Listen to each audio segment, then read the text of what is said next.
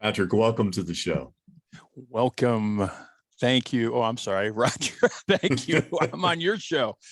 It's an honor to be here, brother. Thank you so much. Oh, yeah. Thanks for coming on, man. And I love that because Patrick has an amazing podcast, and I'm going to give you links to all of that in his wisdom. And so, as a fellow podcast host, I could totally relate to what just happened. Welcome to the show. Exactly. I'm like, wait a minute. I'm on the opposite side now. Well, as you know, Patrick, the Kensho way is the entire thrust of this podcast, and it's really set up to explore this idea of building resilience. Mm-hmm. And you and I have similar backgrounds. We've both been in the world of emergency services. We've done a lot of things in that regard. And when it comes to resilience, first responders by and large have a strong level of resilience, natural abilities, confidence in themselves. Really, if you take a look at the work of Lieutenant Colonel Dave Grossman, he'll tell you that people in the military and emergency services are psychologically wired different from about 98% of the population. And it actually comes down to this concept of being able to deal with interpersonal human aggression. What does that mean? Being in conflict with others. Not only can we do it, but we look forward to it because we're wired for that. So here we have this amazing resilience, this amazing independence, and yet our first responder community is breaking. It's absolutely been pushed to the edge in modern times with all the pressures coming on, and especially our brothers and sisters in law enforcement. What I'm really interested in is how do we build that robust resilience? And before we jump into that, I think it's really important to give our listeners a little bit of your background, because I know that you say you're an open book, and I know it's absolutely true. And I appreciate so very much the vulnerability it takes to share some of the more private challenges that we've had in our lives. But I know why you do it. You do it because you want to help others take a step to become more resilient, to navigate the adversities of life with a lot more ease and grace. And those of us that have been there can offer that to others. And I know that is your heart. So I'd love for you to give our listeners a little bit of an idea of who are you? What was some of the struggles? And then we're going to get into some of the ways you have lifted yourself out of those adversities. I appreciate it, brother. Thank you so much again. And to your listeners for tuning in. And, I spent 23 years in law enforcement. I spent a lot of time there like you did, Roger. And I've had up and down days throughout my career. But the catalyst for me, what really was the turning point, not in a good way for me, was in December 2020. My son tried to commit suicide. He tried to take his life. He was home for the holidays from the Air Force, and he attempted suicide. I got a scream in the middle of the night from my stepdaughter. I came downstairs and saw my son lying on his back in the kitchen. He was having difficulty breathing. He was in and out of consciousness. And that was my moment where things started to change for me. Now, my son was rushed to the hospital. He's doing a great job. The Air Force took just amazing care of him. It's a lot different now from when I was in and in the military. He left some suicide notes, and I was totally oblivious to what was going on in his life. I thought his isolation was just kind of a normal thing. I heard that it wasn't a good thing most of the times throughout my life, but that was kind of the catalyst, brother, like I said, because as I saw him lying on the floor right there, all these images of the military, which was a long time ago, and the trauma and death I saw there, as well as the many years I spent in law enforcement, came rushing back to my mind. Now, after that, and again, he's doing fabulous now, I started to go downhill a little bit. I started to, again, isolate myself. I was doing the thing that I kind of blew off that I noticed my son doing.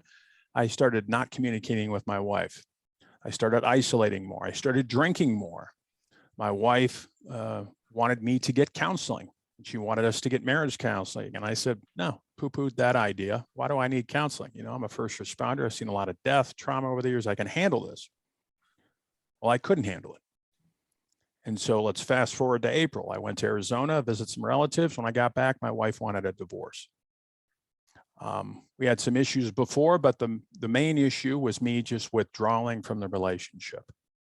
And it was a painful divorce. It was painful for both of us. And as I went through the divorce process, I started going down and down and down. Every day, brother, I'd wake up, didn't really have much to do. I would wait until the liquor store opened up at 10 a.m., go to the liquor store, get a 12-pack of beer, come back, start drinking. Didn't go outside unless I absolutely had to. It got so bad, my friend, one night, I had my 9mm by my side. I was lying in bed and I was going to kill myself and I was going to take my life. My life had just taken such a dumpster dive and it was just down. I reached for my gun. I was going to pull it up, but something inside me said, don't do it. You have a lot to live for. Put the gun down, reached for my phone, text my brother and sister and said, I need help. I need to go to the hospital. My sister rushed over to the house. We cried. I told her I want to hurt myself. She took me to a hospital in Denver and I checked myself in.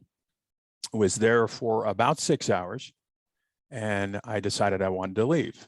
I knew how to work the system, because if the cops would have shown up, they would have put me on an involuntary hold, as many of your listeners know, and you know, brother, but I voluntarily checked myself in. So after about 6 hours, I said, I can't stay in this place. I can't stay in this place. I know I need help, but I can't stay here. My sister was disappointed. She wanted me to stay there, but I remember hearing of a great program somewhere in Florida. I didn't know the name. So when I got home, I started making phone calls. I reconnected with a lot of people that I had lost connections with. And within 48 hours, brother, I was down in Florida at an amazing program. You and I have talked about it before, called Shatterproof for first responders. And I was there for a little over a month. And it is exactly what I needed to reset my mind, reset my health, have a different aspect on life. And again, I am still a work in progress, like we said, or I told you before we started the show. I still have a lot of work to do. I'm still in therapy. I still get counseling. Yes, I take some antidepressants. I'm not ashamed to say that anymore. I used to be ashamed of that, but I have a different outlook now, new lease on life.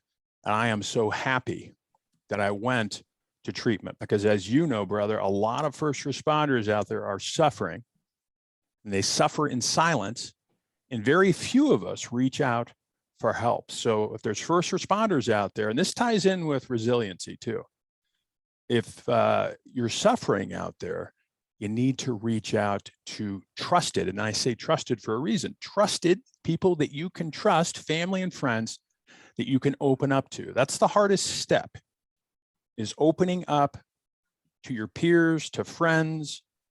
But trust me, once you do that, it's going to feel a lot better and you're going to be on the road to your recovery. Now, Shatterproof, it's addiction and it's mental health. I was there for mental health. I probably was going down the road of alcoholism, but again, brother, it's a great program.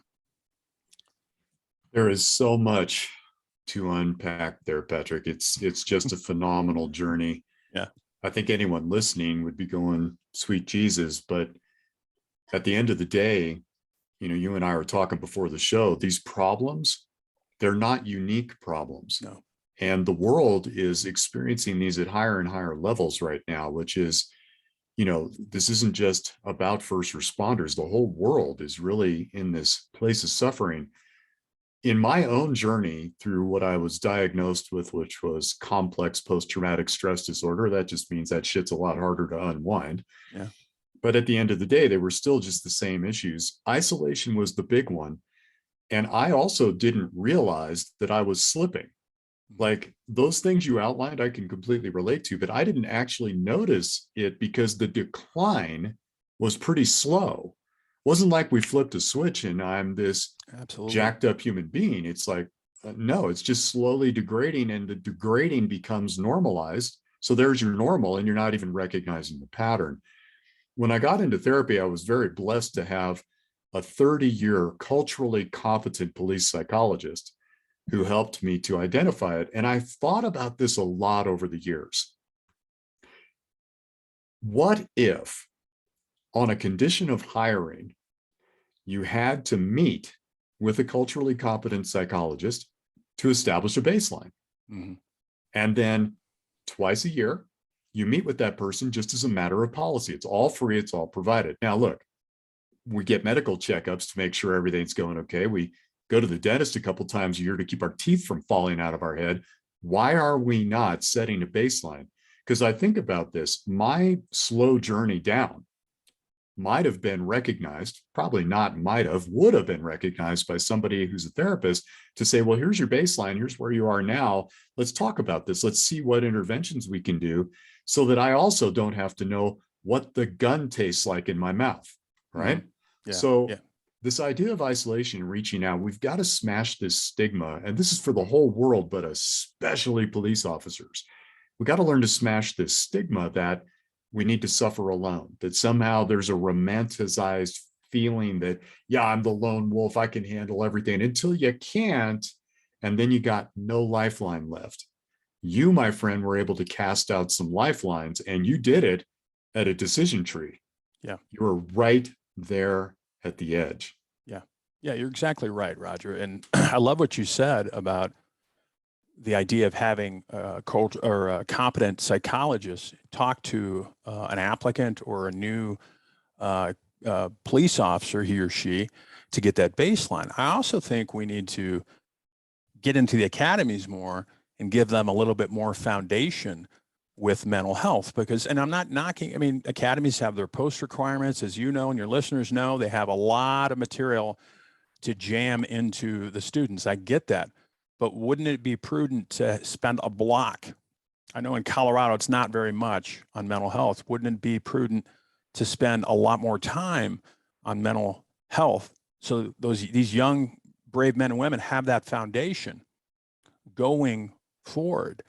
And you made another interesting, I think it's the culture of law enforcement, Roger. You know that, and your listeners know that. I think, and in some departments are better than others with this, but it's a leadership aspect too. I think it needs to start from the top down. The leader of an organization, I know because I was in those higher echelons, as were you, you have to set the culture of an organization. Some chiefs and deputy chiefs or whatever command staff are better than others, but you have to set that culture. Now, you don't have to have rank to be a leader. I've always believed that, but it's very difficult for an officer or, you know, corporal or sergeant to kind of set the culture. It has to come from the top down. There's a really good friend of mine, Neil Gang, out in California. He's an amazing individual, and he is a chief of police that believes strongly, in mental health and officer wellness. He's leading from the top down. But I agree with you, brother. I mean, it's a huge problem in law enforcement. And I think we need to change the culture, or people are going to be continuing to suffer like they are at record numbers now, law enforcement profession and society as a whole. I think society as a whole is a little bit better than our law enforcement profession because we're groomed, at least I was. You just don't say anything. You suppress, you push it down, which is not a bad thing. That's going to keep you alive in a lot of circumstances, but you have to learn how to unpack that suitcase at some point, which I didn't until I hit that lowest point in my life. And you're right, I reached out. But the thing I want your listeners to take away is you're not alone. You're never alone, especially in the era we live in where we're all connected.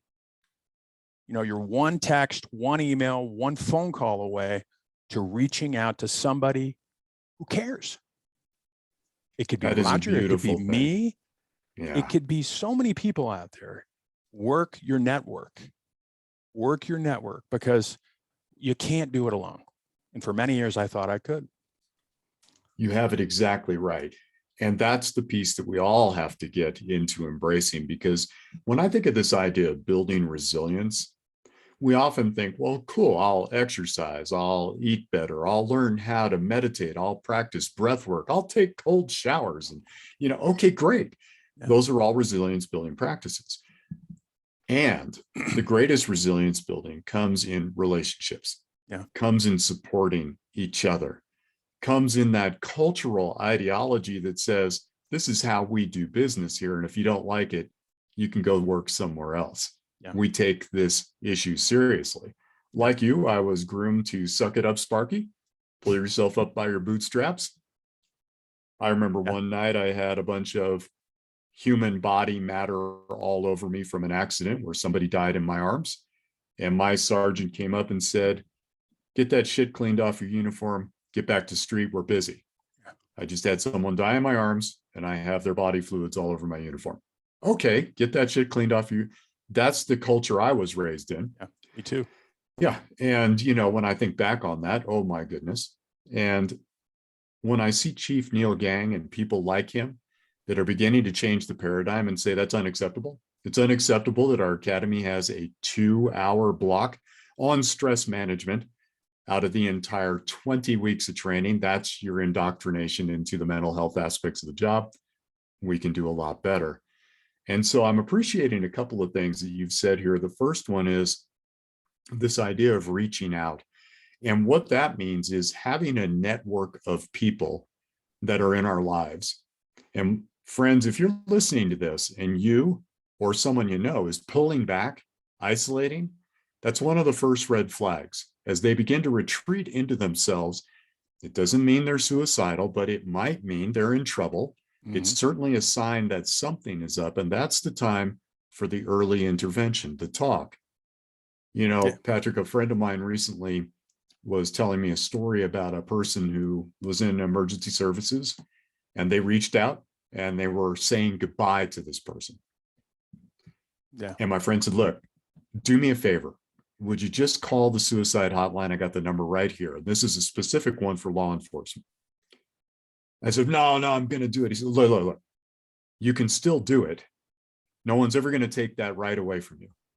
But do me a favor and just call the hotline. Just learn what you're going to learn. You got nothing to lose, right? You absolutely at the end here. And the person said, okay, I'll call him. And that saved the life. Yeah. They recognized this intense moment in time. My whole thing is let's get ahead of that curve. Let's build up our resilience. Let's have a strong network of friends so that when we're in trouble, if we don't recognize it, they'll come in and help us out, right? We don't want to wait till that last possible moment. And that's where we need to get ahead of the curve. Absolutely. And I tell people, try not to look at it as people are judging you or they're calling you weak. People are reaching out because they love you. They care about you. That's a good thing. And trust me, I know it is very difficult to start opening up. I don't care how tough you are, how hard as nails you think you are. Once you open it, look, we're as humans, we're not designed to see the trauma we see as first responders or military. We just can't do it. I mean, at a certain point, we're going to hit a breaking point. I don't care how tough you are. I got out of the military. I was in an elite unit, Roger. I was in the 82nd. I was hard as nails, and I was like, nothing's ever going to bother me. Well, it did. It was an accumulation over the years until I had my breaking point.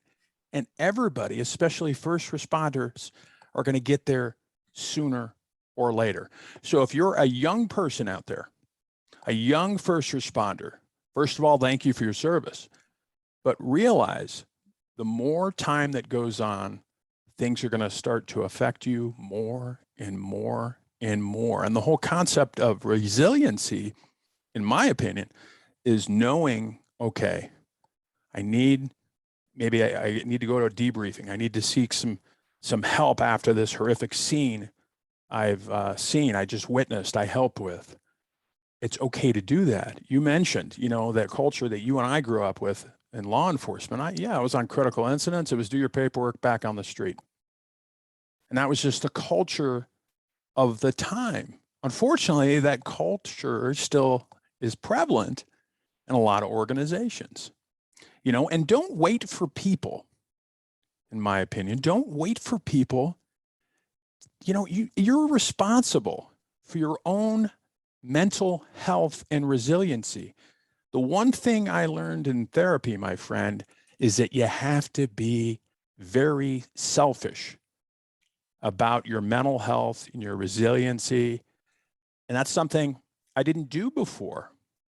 But now, and I'm not saying you ignore your family and you have to be narcissistic or ego driven about it, but life is an inside game. It's not about the outside, it's the inside. And a big part of that is resiliency, knowing your weaknesses, doing a search warrant of yourself, and knowing, okay, I'm having these problems. I need to get some help. You know, we have an epidemic now with our first responders. You know, they're That depressed. word epidemic is fair. Yeah, they're committing suicide. It's horrible. But like you said, brother, all it took for your friend to reach out to a suicide hotline. And then that's how you can get the ball rolling. That's how you get the ball rolling. That's the key. And, you know, you said something I think that is very important for our listeners to understand. It's an accumulative process. We accumulate these stress hormones over time, and it begins to wear us down. You know, when you take a look at the Center for Disease Control, they estimate that 85% of all visits to a primary care physician are directly caused by stress, the accumulation of stress. Now, that's the normal population. Now, let's take a quick first peek. Responders are higher.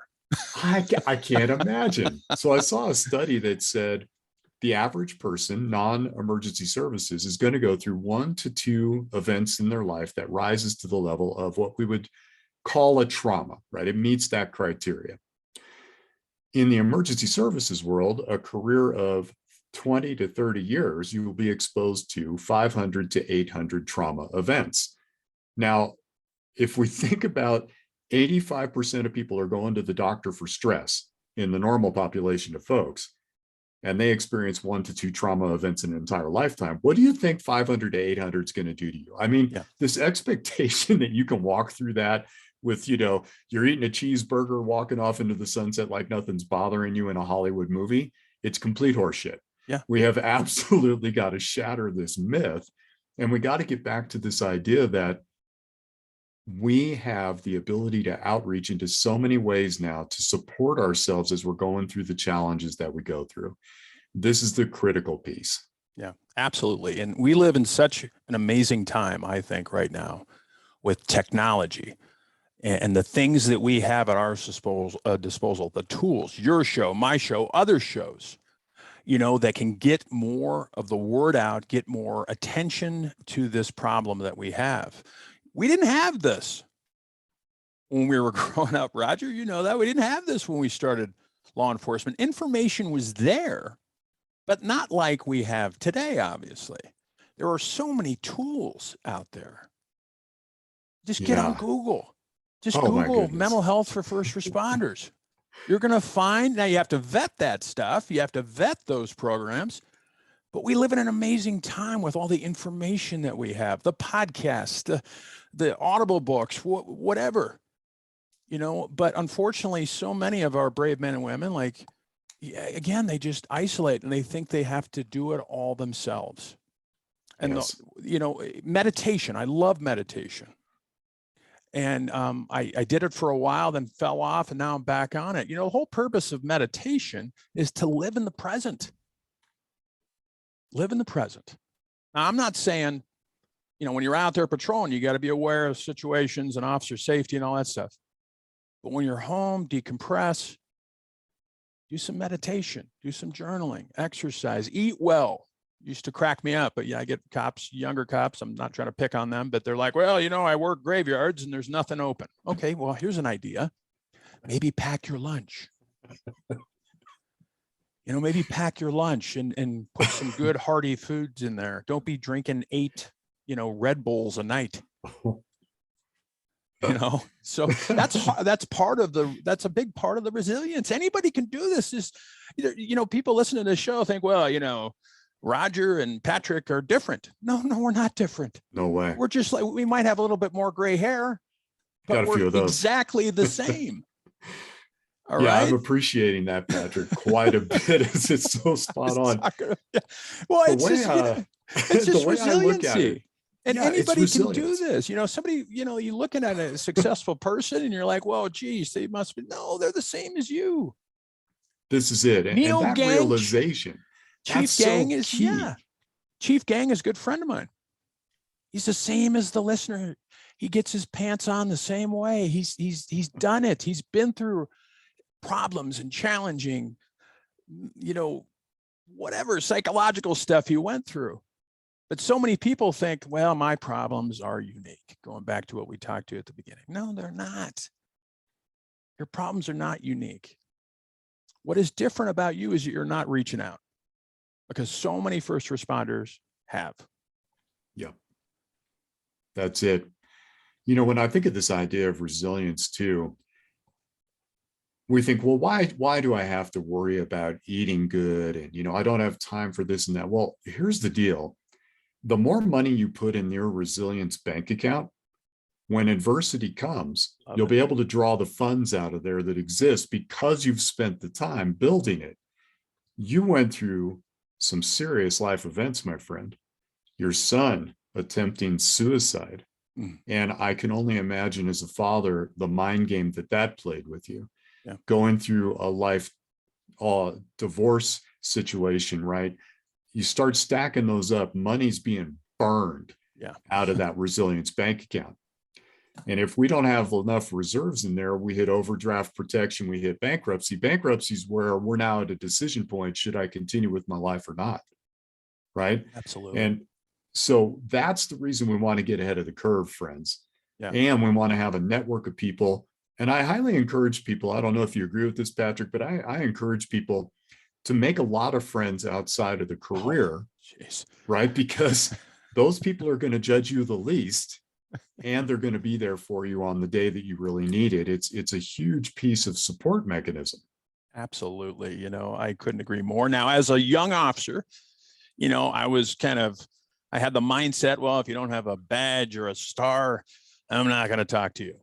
The best thing I ever did in my life, brother, and this is not a jab on law enforcement, I love the men and women who serve, is to seek friends outside of law enforcement. Because as a law enforcement professional, this, you're seeing just 5%, maybe a little bit of a population. Not most people, maybe I'm just naive. I think most people out there are good people. We just deal with the slim percentage of people that are criminals and they're out there doing bad stuff. But one of the best things I ever did, brother, was reach outside of my network. And I have so many friends now, people I care about and love, that are outside of law enforcement. But there's still a lot of first responders out there. Well, I'm not going to talk to that guy or woman because they're not law enforcement. They just don't get it. Well, maybe if you become friends with them and connect with them, maybe they would get it. Absolutely. Oh my goodness. This friends is one of the key things to help you navigate adversity, is to have a strong network of friends for when your day comes for challenge, because it's coming. Yeah. None of us get away with it. I don't care who you are, what social status you come from, what your life story is. We're all going to face the challenges in life. Now, Patrick, I know we got a few minutes left, and I want to make sure that our listeners get a little bit of an idea about the program you went to. This Shatterproof thing it was news to me. I'd never heard of it. And I know there's quite a few out there now. I'd love to hear just, some of your key takeaways from that. And, how has that set you up now for moving forward? Oh, absolutely, brother. Again, the program is called Shatterproof for first responders, FHE, and you can Google it. I don't know if Roger will have it in the show notes, but it was an amazing program. And the one thing there's a lot of, most everything I loved about it was they take, it's half and half. It's traditional counseling.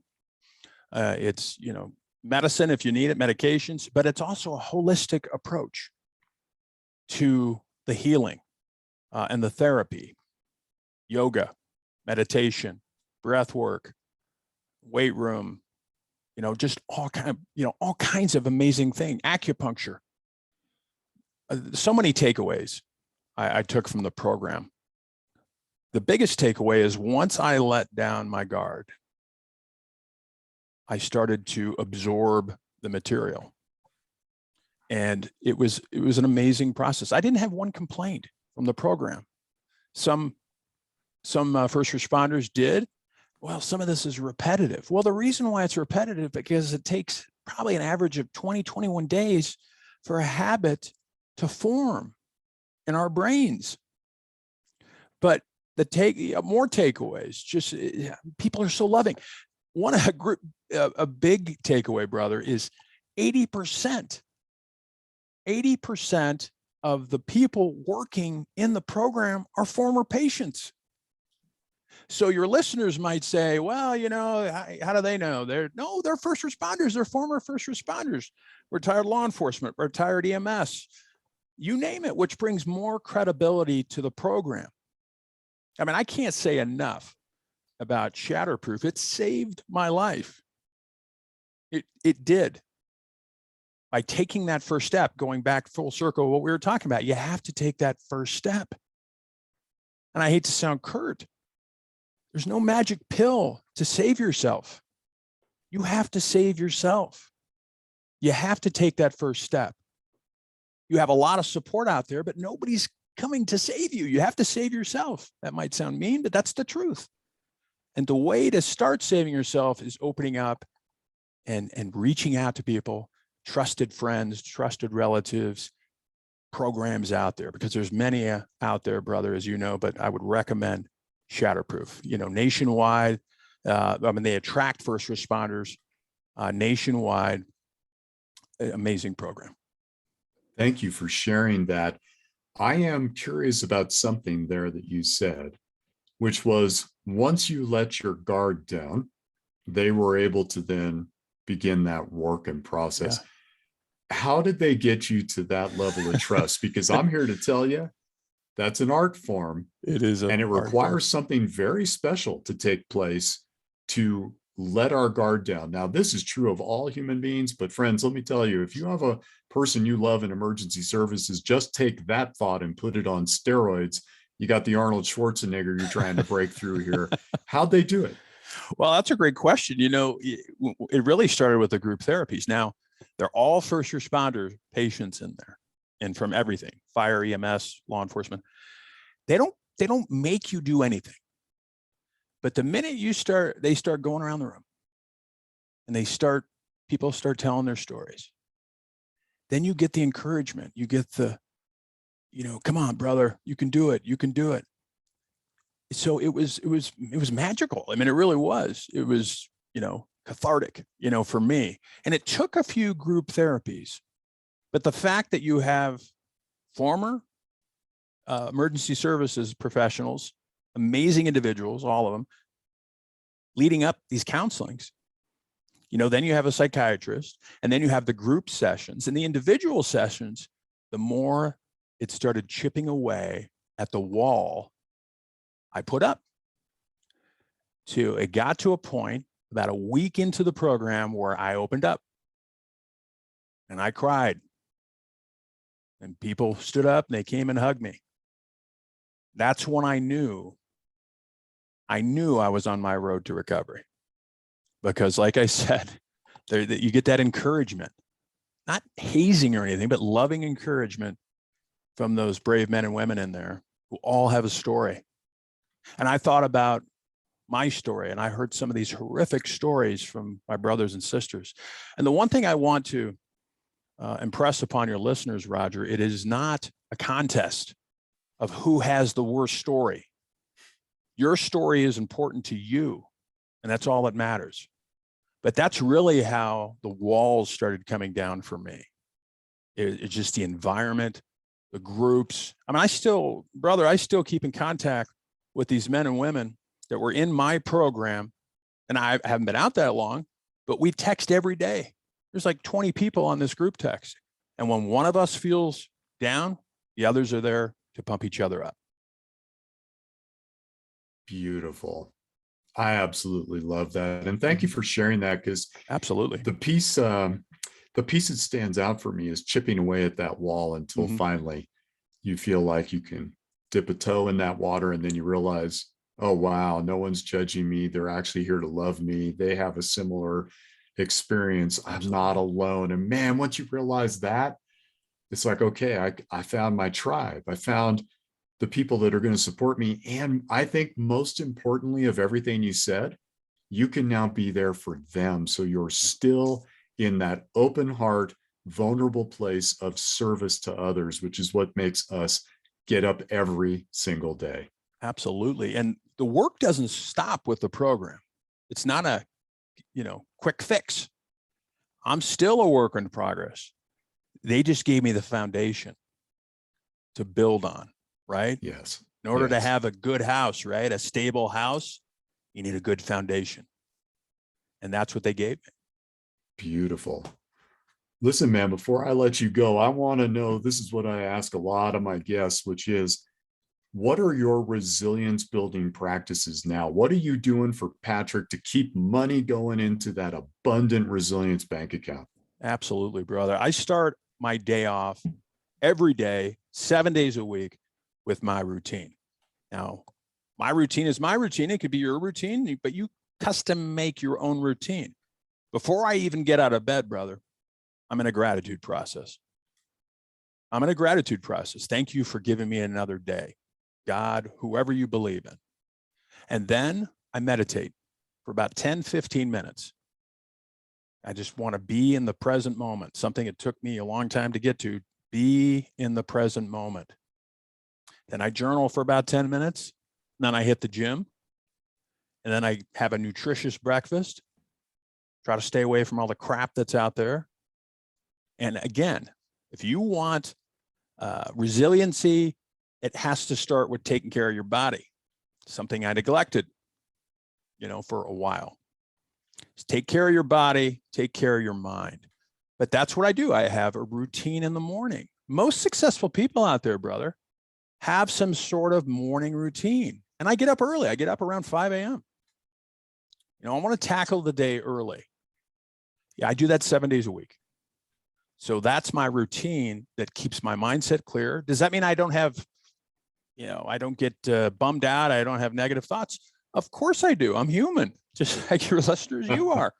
But now I'm in a better mind space where I can recognize the negative thought I might be having. And the thing with me now that I learned in therapy, I can hold both places. I could recognize that, but now I can pivot. Not focus all my energy on that negative thought. You know this, your listeners probably do. We have 80,000 thoughts a day. And most of our thoughts are the same thoughts that we had yesterday. So imagine if we just changed 5%, 3%. I think your life would be radically different. Radically different. And that's what I'm learning. 100% in agreement. What's interesting is those 70 to 80,000 thoughts a day, about 90% of those are the same thing you thought the day before. Yeah. So then the question becomes, what's the primary consciousness you have around your thinking? And, when I sit here and think about it, I look at this idea of my thought process and I think to myself, well, look, there's only one thing really foundationally that we have 100% control over. And I think to myself, well, if our creator, and again, whatever you believe in that regard, whatever your absolute value system is, if our creator gave us control over only one thing, that is the thoughts that we think, stands to reason that's the most important of all things. Absolutely. And it's real easy to get caught in these loops of negativity, cynicism, and especially if you're saturating yourself in the consciousness of the world through media and all the stuff that's going on, you're out of balance. You're like a washing machine and the whole load is stacked to one side and now you're wonking against the wall. Absolutely. What we're talking about here with your routine in the morning, meditation, gratitude journaling, taking a moment to reflect, setting the foundation for the day is evening out your washing machine load so that when that one towel slides over to that side and it starts getting a little wonky, you go, wait a minute, I'm a little out of balance. And I recognize that because I've done the work. Now I get an early intervention into that before I drive my bus off the cliff. And now I can even out the load. And that's exactly what resilience practices are doing. It's beautiful. Yeah, absolutely. And there's a reason why, Roger, again, you probably know this. There's a reason why NFL teams. There's a reason why professional sports teams. There's a reason why elite military units, SEALs, Delta, pararescue, whatever you want, are incorporating mindfulness into their programs because it works. It's not just sitting around in a robe and so I was one of those guys a while ago, long time ago. I was like, it's just a bunch of hippies, doing this. No, there is science behind this. There's science behind it. And there's a reason why a lot of people are doing it. And it's so easy to start. There's so many apps out there, as you know, there's Headspace, there's Calm. There's so many resources out there. But yeah, that clears my mind. Again, I don't live in a bubble. I know that they're going to be, good days and bad days, but it's now recognizing that. And the things I think about, just in my opinion, me personally, the things I worry about, usually if they're not ever as big as I envision them in my mind. They come to fruition and they're not as bad. Are they challenges? Absolutely. But they're not as big as I envisioned them in my mind. The mind plays tricks. Oh, it yes, plays sir. tricks. Big time. And of course, we're trained to think in what if scenarios, Exactly. Worst case, right? So that's kind of the natural default mechanism of the culture. Let's think in the worst possible way.